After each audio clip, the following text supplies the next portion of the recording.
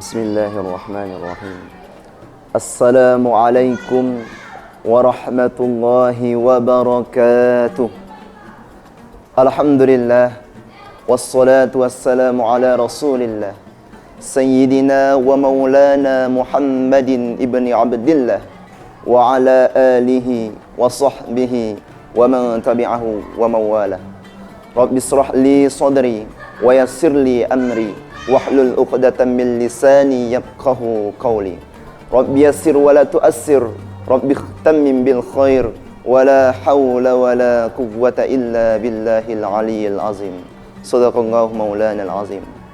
Ma'asyiral muslimin, pendengar yang setia yang insyaallah dimuliakan Allah Subhanahu wa taala. Selalu kita bersyukur kepada Allah dengan mengucapkan alhamdulillahi rabbil alamin. Selalu kita bersalawat kepada Rasulullah sallallahu alaihi wasallam dengan lafaz Allahumma salli ala sayyidina Muhammad wa ala ali sayyidina Muhammad. Hadirin ma'asyiral muslimin, pendengar yang setia yang insyaallah dimuliakan Allah Subhanahu wa taala. Di mana sebenarnya letak ketenangan hati itu? Sebagai perumpamaan, ada orang yang kaya, hartanya banyak, mobilnya mewah, rumahnya megah, hartanya berlimpah ruah. Tentu ketika ia mempunyai harta yang banyak, ia pergunakan untuk di jalan Allah Subhanahu wa taala, maka insyaallah ia akan memiliki hati yang tenang. Akan tetapi berbeda dengan orang yang mempunyai harta yang banyak, mobilnya yang mewah, uangnya berlimpah ruah.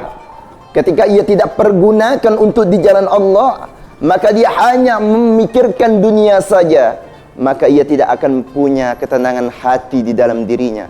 Kenapa? Karena ia hanya senang memikirkan dunia tanpa ia memikirkan akhirat kelak.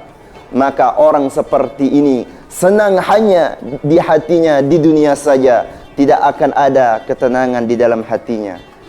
Maka adapun perumpamaan yang selanjutnya, yaitu orang yang punya jabatan. Ia mempunyai jabatan. Ketika punya jabatan ini, ia pergunakan untuk jalan Allah Subhanahu wa taala. Maka kalau orang yang punya jabatan ini, ia pergunakan di jalan Allah, maka ia akan ada ketenangan di dalam hatinya. Maka orang seperti ini tentu ia akan selamat hidup di dunia dan akhirat. Ia punya jabatan, ia tolong agama Allah. Akan tetapi sebaliknya, kalau ia punya jabatan, semakin tinggi jabatan, semakin sombong rasa hatinya. Maka ia punya hati merasa senang, akan tetapi tidak akan ada ketenangan di dalam hatinya. Kenapa? Karena ia memikirkan hanya di dunia saja. Ada lagi orang yang suka melakukan kemaksiatan.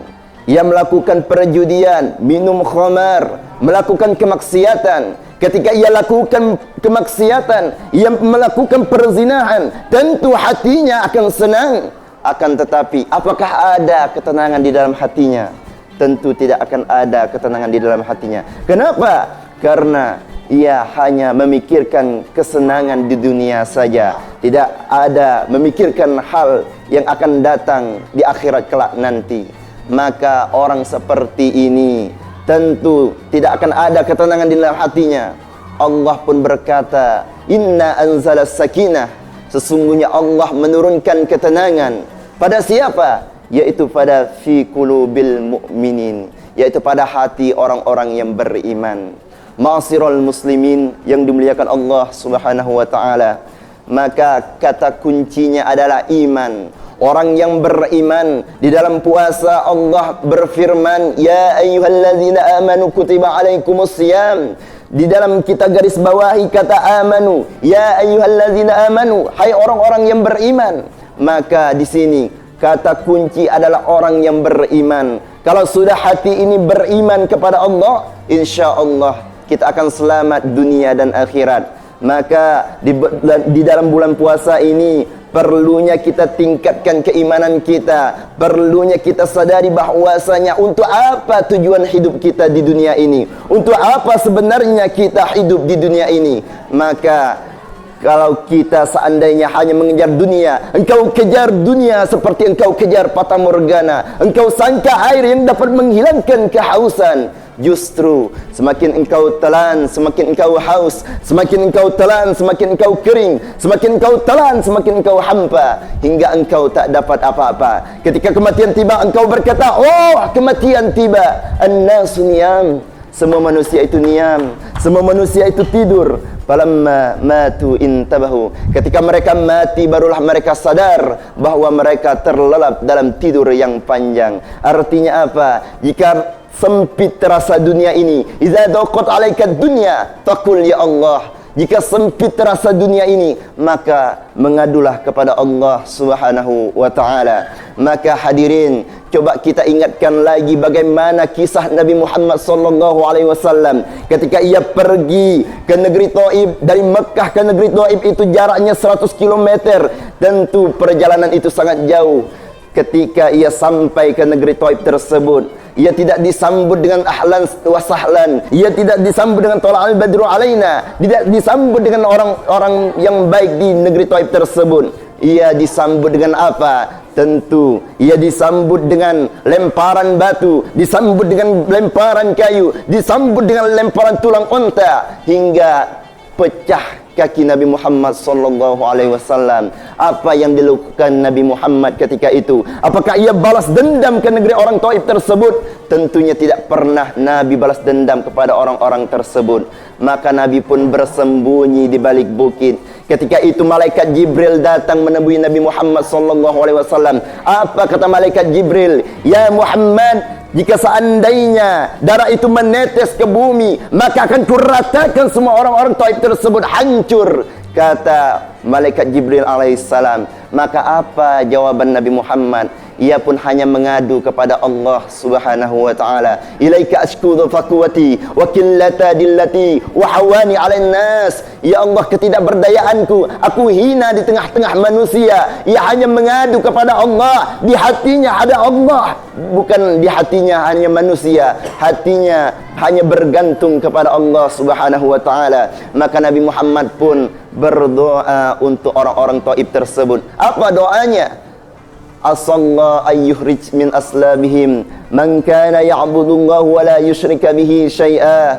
Ya Allah, keluarkanlah dari tulang sulbi mereka anak cucu keturunan yang selalu menyembah Engkau ya Allah dan tidak mempersekutukan Engkau sedikit pun. Begitulah mulianya hati Nabi Muhammad sallallahu alaihi wasallam. Walaupun dia dilempar dengan kayu, dilempar dengan batu, dilempar dengan tulang unta, tidak pernah ia dendam sedikit pun terhadap orang-orang Taif tersebut. Maka perlu kita ambil pelajaran bahwa kita jangan pernah bergantung kepada manusia, jangan pernah berharap kepada yang ada. Yang ada belum tentu mengadakan yang ada. Berharaplah kepada yang tidak ada, karena yang tidak ada pasti akan membuat kita ada. Hadirin wal hadirat yang dimuliakan Allah Subhanahu wa taala, maka perlunya kita bergantung kepada Allah Subhanahu wa taala. Orang yang beriman, insyaallah inna anzalas sakinah, kata Allah, sesungguhnya Allah menurunkan ketenangan pada fi qulubil mu'minin, yaitu pada hati orang-orang yang beriman. Kalau sudah hati ini beriman kepada Allah, insyaallah tiga saja: iman, amal, dan takwa kepada Allah Subhanahu wa taala. Beriman kita di bulan puasa ini, berpuasa kita di bulan Ramadan ini, insyaallah kita tingkatkan amal soleh kita kepada Allah, maka kita akan mencapai takwanya kepada Allah Subhanahu wa taala. Ma'asyiral muslimin yang dimuliakan Allah Subhanahu wa taala, mudah-mudahan di bulan Ramadan ini kita saling meningkatkan keimanan kita, saling kita menjaga hablum minan nas dan hablum minallah kita kepada Allah Subhanahu wa taala. Jaga ketakwaan kita, selalu kita kerjakan perintah Allah, jangan pernah kita melaksanakan yang dilarang Allah Subhanahu wa taala. Mungkin cukup sekian dari saya. Jika ada kesalahan dan kehilafan, saya mohon maaf, karena benarnya datang dari Allah dan salahnya dari saya sendiri. Akhirul kalam, ihdinas siratal mustaqim, siratal ladzina an'amta alaihim ghairil maghdubi alaihim waladdallin. Amin. Wassalamu alaikum warahmatullahi wabarakatuh.